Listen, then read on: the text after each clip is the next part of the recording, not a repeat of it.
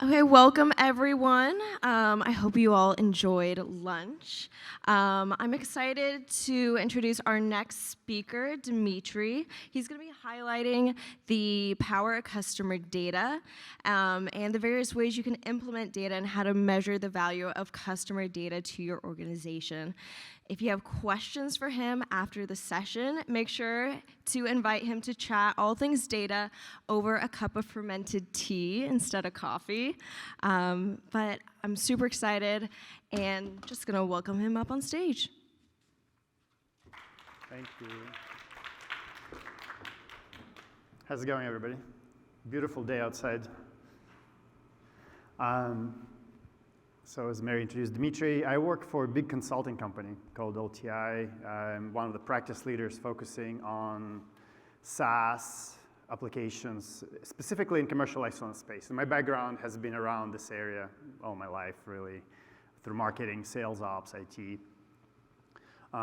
across different technologies. A lot of stuff that I'll be talking about relates to big organizations or big companies, and I know I've met a lot of folks coming from digital native organizations, but I hope what you'll be able to do is pick up some things that may be useful in your companies as well.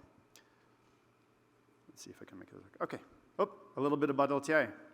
Oh, but it says to be revised. I didn't change my thing. And the reasons to be revised is actually next week there is a big merger of LTI and another company that's happening, and I wasn't sure what day is going to happen, right? So and what numbers I should talk about. But the organization is almost 40,000 people right now. It's a consulting organization working with clients across the globe. Like if you think of a big marquee global company, most likely we provide IT consulting services for them. That's just a quick summation. So back to the topic. And I wanted to start with a question to all of you, the question that I was asked by a visiting person when I was in 5th grade.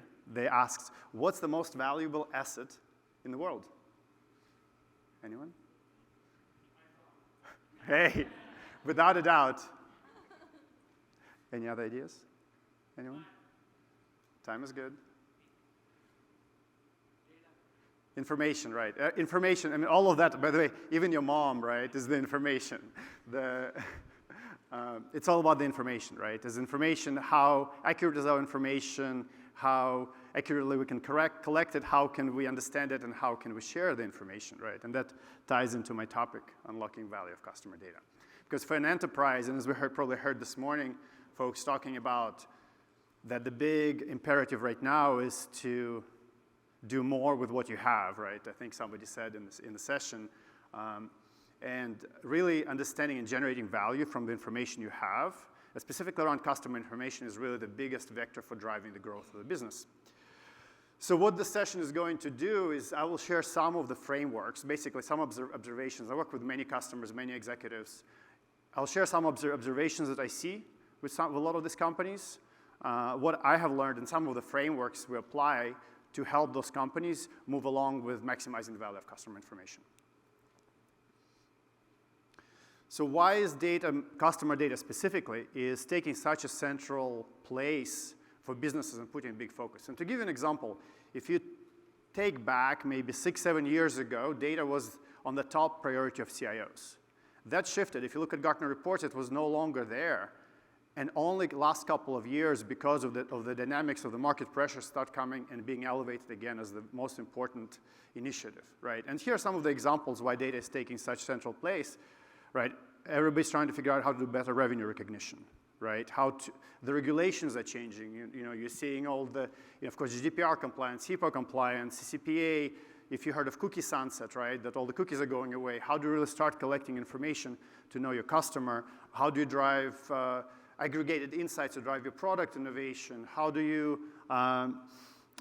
support M&A, right? When you start buying companies and trying to merge them in your organization, you have completely diversified data pipelines.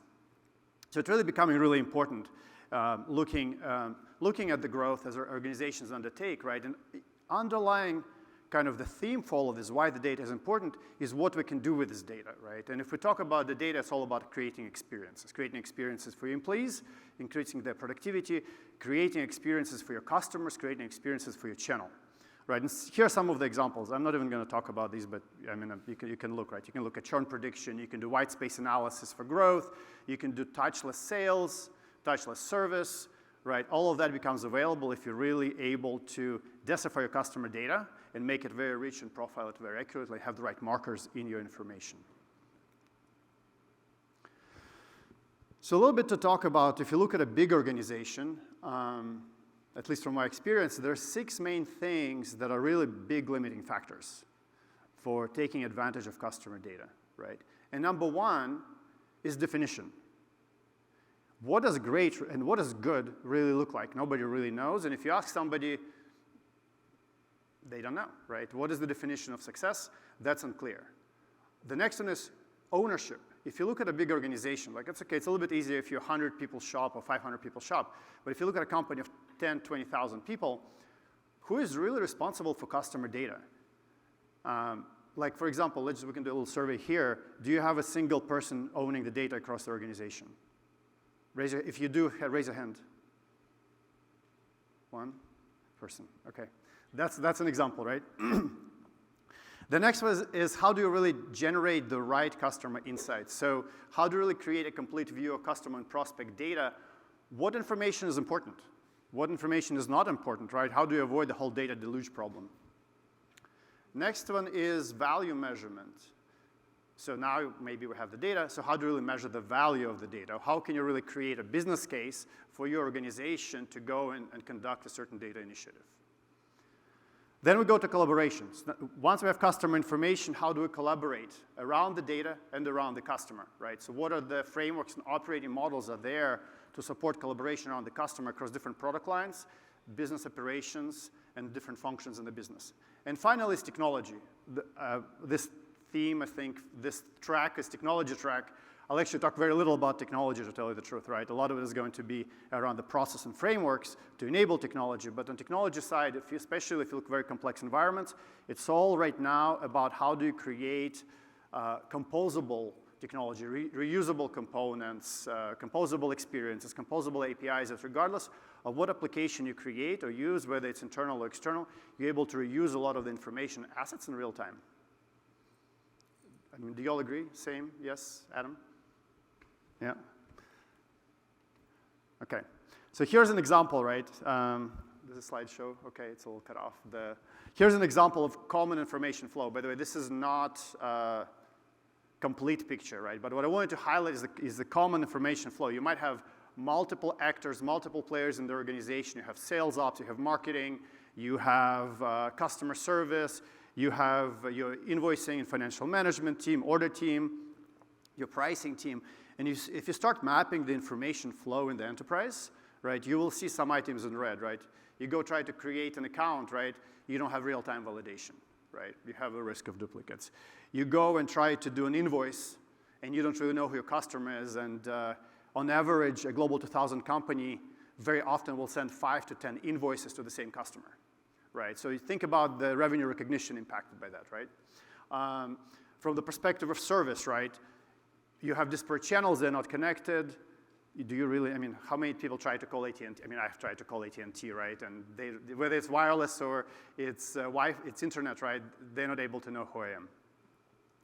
So those are the problems. And they're made much worse, right? Because the information about the customer really goes deep into the enterprise. What you see here on this picture, right, is an example of a flow of customer information and all the different touch points you might have, right? This is a very abstracted view, right? But you have a point of inquiry, right, where even person is on your website trying to understand what they're trying to purchase, trying to engage with your channels, going through your pricing, your quoting, through your commerce, fulfillment, onboarding processes, service, right? You know, there could be a lot more steps in the organization that could be happening here that they didn't include, right? But a lot of touch points in the organization are happening.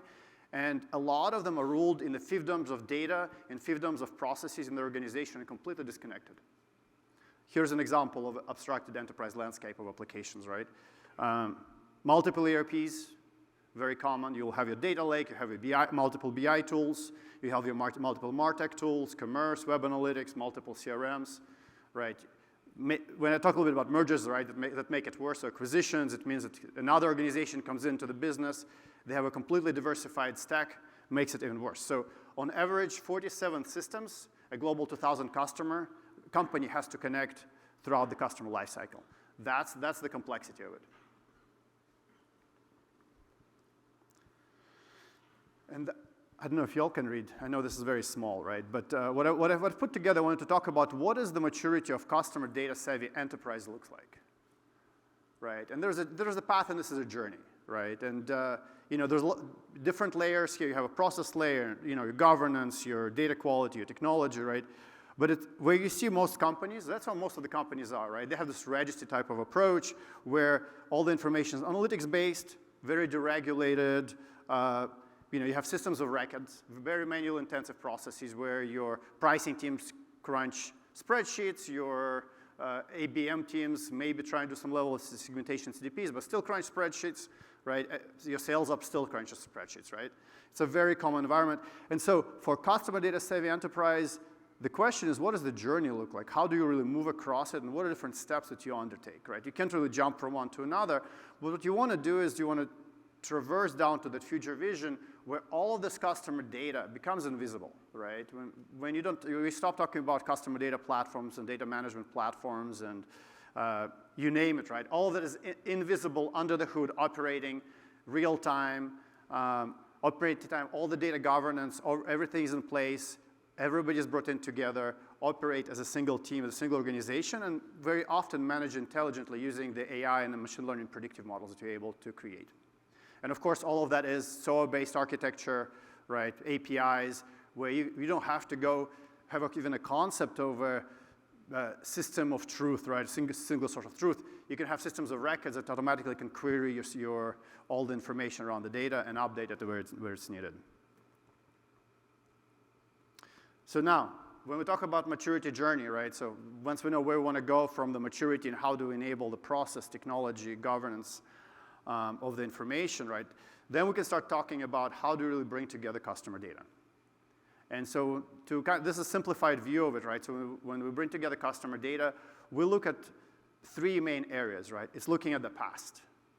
And when we look at the past, we talk about what is the different relationship depth we have with the customer, what's the engagement scores, what's the level of stakeholder alignment when we try to sell in certain companies.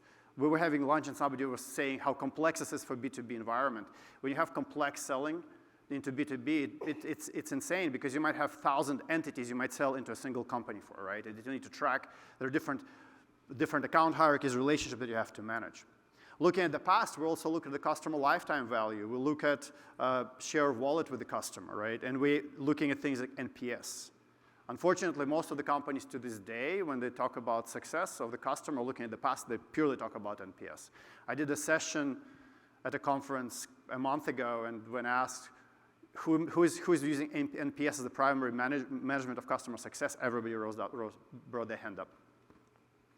So looking at the past is the first one. Looking at the present is the second one, right? So in the present, we'll look at our current deals with the customer, right? Current stage of buying cycles, what's the level of interactions we have through the service organizations, through the orders, through the field services if it's a manufacturing company, what the level of interactions we have through campaigns, through our website, everything together, creating that heuristics around the present. And finally, the future, right? So what are the targeted marketing personalized experiences we want to deliver, right? What type of white space definition we want to do? What can we cross-sell to the customers?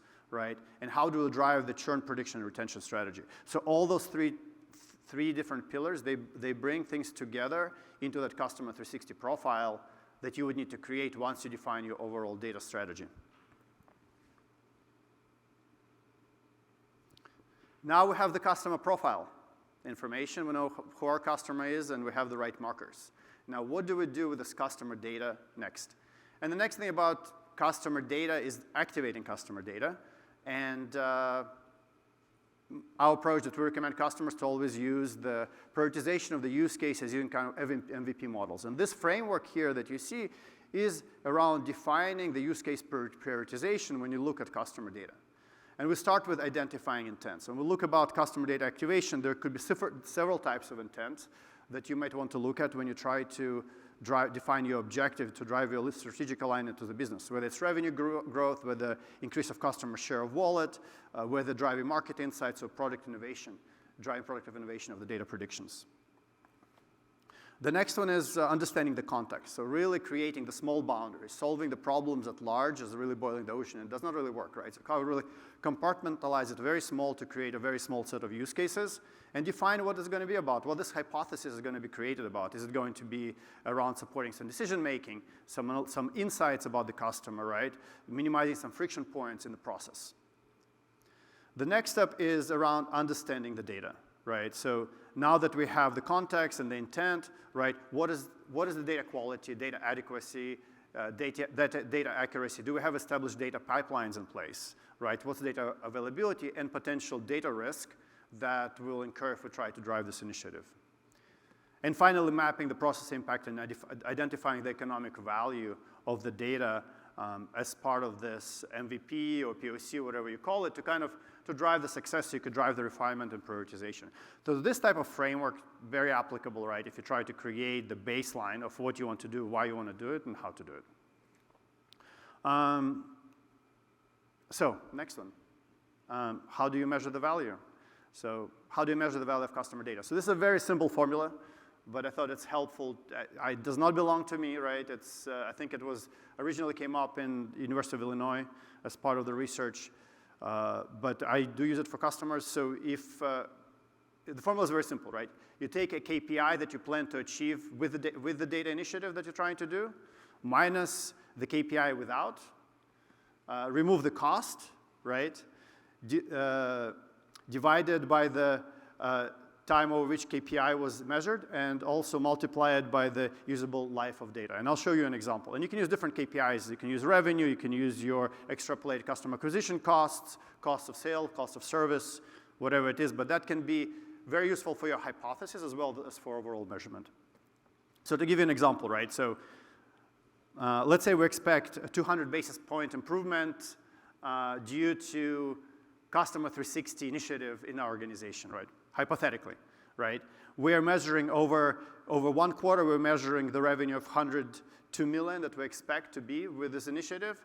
And our current status quo is $100 million. So we're looking at about $2 million improvement over a quarter. The cost of the initiative for us is, all of this is hypothetical, by the way. So cost of the initiative is $600,000, right?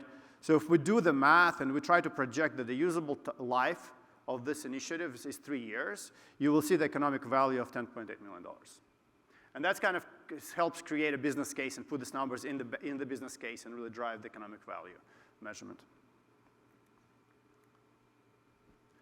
So now that we've measured the data, we'll talk a little bit of the biggest challenge now in the organization. The biggest challenge in the big organization is how do you really, you know how to do all these great things, but how do you really make it real in a big company? And that is a big problem because you have so many organizations in a company, so many owners. It's a huge challenge, right? So what I've done is I've put together a framework that I talked to a lot of my customers about and tried to realize it, right, that has strategic, operational, and supporting capabilities required to maximize the value realization from customer information on all of your CX initiatives. That's why you will see CX and data very interchangeable, right? Because in the end, as I mentioned, we're creating these experiences. And this framework looks at six layers here, right? First one is brand promise. How do we align with what we're trying to do to the brand promise at the organizational level? We'll look at data, architecture, real-time insights, data activation, and culture. So from the brand promise perspective, the strategic capabilities, goals, objectives. Like how are we really aligning goals and objectives, everything we're trying to do with customer experience and customer data to the organizational brand promise? And how do we really drive the measurement of success? So when I started this presentation, I talked about definition of what does great look like, right? So that's really driving definition of success. And the supporting is CX Council or your data council, right? Whatever you want to call it. But an organization that bridges all the stakeholders in the process across the line of business, brings them to the table in driving the governance and regulation of this innovation and this change in the process in the organization. The next one is data. And I talked a little bit about data specifically around customer data, and unified data governance is really an imperative, right? If an organization does not have a data governance strategy and a chief digital officer who owns it, right, there's a major oversight, right, and it's always going to be an impediment. Operationally, you have to drive your data harmonization as an ongoing process. And the supporting, you really need to have your invisible master data management and visible customer data platforms, technology agnostic that enable that. When we look at the architecture perspective, the biggest disconnect is enterprise architecture and CX vision. They're not really connected together, right? So how do you really drive the CX and enterprise architecture alignment and create blueprinting to support that for the business, blueprinting for the future? And from the supporting perspective, you have to have a playbook and governance. And what I mean by playbook, it means how do you roll out capabilities? How do you define the prioritization? How do you really manage acceptable types of value for the organization versus not? Analytics, real-time insights, right? So very similar model, but important one to note, right? In enterprise amplification. I think most of folks come from digital native organizations here, but I have customers that are still on mainframes. So there's still a big problem, right? How do you really, when you go into the core systems, how do you really enable data availability? And so you need to enable those both from strategic perspective, from your operational capabilities, but also from the supporting infrastructure or models that are there to do that. Actually, I'm going to skip activation, running out of time here, but talk a little bit about culture, right? Data culture, customer first culture, right? That's essential. That requires building an organization, building the skills in the organization to support it. You'll need technology skills. You need to have a different way of thinking, right? And I was very glad to see a lot of people talking about learning and development, but that's really imperative to be able to be successful with data activation and data value. So now we have the framework, and once we have the framework, we can talk about the architecture, right? And this is, again, I had to abstract things out to remove them any kind of industry connotation. It was a little bit of a challenge. But when we look about customer data-centric experience architecture, what you see is the three main areas of the architecture that you have to define that creates the foundational structure for the business, right? And your first one is unification layer. It's a layer where all the different systems of engagement are being unified, right? It's your CRM, it's your marketing data, it's your web analytics. Next one is your process and staging layer. That's where your DMPs and CDPs fall into, your content management systems, your MarTech. And finally, it's your activation layer, right? It's your customer touch points, maybe your portals, right? They're able to use that. Maybe it's your marketing measurement systems, right? And other solutions. So it's kind of a bird's eye view of this experience architecture that you want to drive it as a blueprint for an enterprise. So I have a little bit of a case study here. And this is a Fortune 50 customer, massive business. And when I talked about the examples of like multiple invoices come straight from this customer, multiple invoices coming to businesses, they have difficulty, very long DSOs, initiatives to move to subscription services, 10 large-scale ERP implementations, siloed businesses, and at the same time, an aspiration to drive cross-sell growth, really move to the whole new world of digital, right? So what was the solution here? And the solution started from creating a buy-in to create a business-level overarching customer data governance, and creating those councils, creating those governance frameworks, and then from that flowing into defining technology roadmap, aligning it with customer experience strategy. What's an interesting example, right, on the technology side, these folks have been convinced that they wanted to go with a traditional MDM solutions to drive this. And what they realized is between the cost and several years it takes to invest to develop it, and the lack of skills, it doesn't work, right? And so they decided, as a matter of fact, that that's going to be their long-term strategy, maybe 5 years down the line, but for now they have to do something faster. So they've deployed a lightweight master data management solution, which is a very new category, right? Something it can be live for an enterprise within a matter of 4, 5, 6 months, right? So they deployed that really harmonizes the data, senses the data, harmonizes and federates across the enterprise, that now you have the rich customer information across the board. Now, they're live with phase 1, right? Now, they still have multiple phases to go, multiple businesses to roll out, right? But that's an example of initiative undertaken. And then once that foundation is established, then you start driving your prediction models. You already have aspirations of that, various hypotheses to experiment with, right? But really driving prediction of churn, customer churn, white space analysis when you go and know what you should go to talk to the customer, which strong relationships should you leverage with the customer. So what are the biggest challenges that they face there? And number one is buy-in. Every time they went to different certain set of functions, everybody viewed it as a high risk. Nobody wanted to go and say, yes, we'll do it. Everybody wanted to have more time. They didn't want to engage. IT people were in fear of losing their jobs or their systems being impacted. So getting the buy-in organization was the biggest hurdle there for them. Next one is impact management, right? Think about 10 massive ERPs that are critical business systems, CRM systems, right? Business critical applications. Again, risk, right? So it's red flags for everybody. That is the big challenge.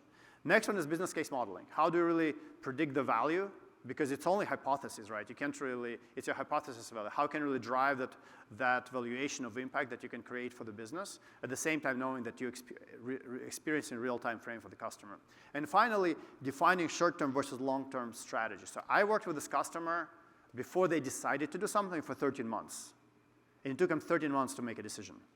Because for them to be able to achieve a buy-in at all the leadership level, it was a massive time, right? And the project, they tried to stop the project, they tried to start the project, but it's all about achieving that buy-in. So that's a quick summary of what a large organization faces with the problems at that scale. So just wanted to recap and leave a couple of minutes for questions. So when you look at unlocking customer data value, there's 6 main things that we look at, right? One is, do you really know your customer? But not just from the concept of knowing your customer, but what are important things you need to measure on the customer, right? And it's not just high-value touch points, it's not your customer journey, it's really how deep is the customer information touches in the enterprise. What other activities in your enterprise actually may impact the customer, like your supply chain systems? The next one is unlocking the data and process silos. In the case study I shared, an example of getting a buy-in, right? Taking forever. So how do we unlock the customer data silos? By getting the buy-in of all the stakeholders, engaging them in the conversations, changing the culture in the organization. Next one is, I call it go beyond Net Promoter Score. I mean, it's, as I mentioned, everybody's still stuck on NPS, very static measure, right? So how do you define the valuable customer information? What does it look like? And what are the key measurements? And maybe it's creating some kind of indices that are very specific to your organization that use different live markers and static markers, right, and bring this information together to know what is your customer data like. Next one is modularization of experience. That's what I talked about, your composable APIs, composable applications, composable experiences. Simplifying technology stack. That's a really big one. What I see a lot of push for platform-driven strategy, even business strategy driven off the platforms. It means you kill proliferation, like instead of having 100 systems, see if you can invest into 3, 4 platforms and build a relationship that can enable growth for the business. And finally, empower culture, right? It's upskill and reskill your teams, get them on board, because then it'll be more successful. That's all I have, and we can have questions. Yes, Josh.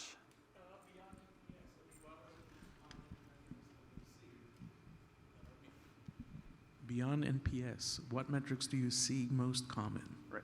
So what we've been doing is actually we've been helping create indices about the customer information. And they're risk predictors and opportunity predictors. So you can create the predictors, that the indices for potential customer growth, right? That allows you to spin out what's the level of engagement of customer is, an opportunity to sell. And for perspective or churn, it's your early risk systems, like early warning recognition systems, that you can develop to see that this customer is at risk of churning for emergency. Mm-hmm. Oh, no, sure. So yeah, sure. Let's look at the churn prediction. For example, there is consistent issues in order delays from your organization for orders, right? There is number of high-risk issues with your service organization. There is lack of engagement on the sales side. Your rate of contact is low, right? Your strength of relationship is poor. I mean, it could be a combination of those things. Hi there. Great. This is such a great topic and very timely for us. I'm curious, so you mentioned CDP. it's a hot topic right now where that space is going. I don't want you to go too deep on the technology. I know you don't want to, but what do you mean? What's your perspective on the CDP space right now? And when you say lightweight MDM, can you be a little bit more specific? Okay, sure. I think, so by the way, I'm not a CDP expert. I'll just be upfront, right? But here's what I've seen, right? CDP platforms are really good in managing single thread relationships. So you're my customer, right? One person, Adam, and I'm doing this level of engagement, and I do data aggregation and segmentation. But that's not really reality for most of the businesses and how they operate. So, I might deal with your household, right? And if it's a B2B, I might deal with 100 people in your organization. And doing identity resolution, harmonization of information, and governance, the CDP platforms don't do that. So that's a quick view on CDP. A lot of things that I've seen are glorified databases, really, or data lakes. That's no offense if anybody's in CDP space, or you love CDPs. Would love to hear your opinion. And the second question about lightweight MDM. So I was trying not to make a sales pitch here, but we actually faced this problem with a big media company originally 2 years ago, right? And they had an issue. They had titles, right? They had customers, and it was really important for the ad sales business to really know who your customer is and have integrity of all the title data to go to ad sales systems and trafficking systems. So a couple of years ago, facing this problem, we were trying to decide what can be solved and how do you solve the problem. And of course, like every time you look at MDM, you look at, like, it's relative in Informatica, really, right? Those are two platforms everybody talks about. In terms of cost, license cost, implementation cost, and skills, those are very cost prohibitive, right? And in general, by the way, the feedback I've talked to many CIOs, and they said, we've tried MDM. We decided not to do it. It was too complicated. We just couldn't really do it as an organization, right? So what we've done in our case, we've actually built out an MDM solution on Salesforce because this customer was running on Salesforce. We built out our own solution that does ingestion of information across the enterprise. It has staging tables. It's using different algorithms for fuzzy logic to do data matching. We create various indices that allow to measure various thresholds according to which data could be harmonized, including the complex relationships you might have in your hierarchies. And if not, it would go to data stewards for processing, right? And then once you have your golden data, it goes to being federated to the systems that subscribe to it, and all API driven, right? So that's an example of a lightweight system. After we built it, I started researching. I was like, we're doing lightweight MDM. So this whole category being developed around it. There's other solutions in the market that I claim to do. I'm not an expert on them, right? So the solution that we've deployed was focusing specifically on companies that have invested into Salesforce, so they can have leverage of the license costs, right? It's a no-brainer. But that's what I mean by lightweight MDM. And you have the skill sets. If you use a platform, right, that has that capability, that can address what you need, you already have the skills to manage it. It means that you don't really need to invest in additional skill set. Anything else? Anyone?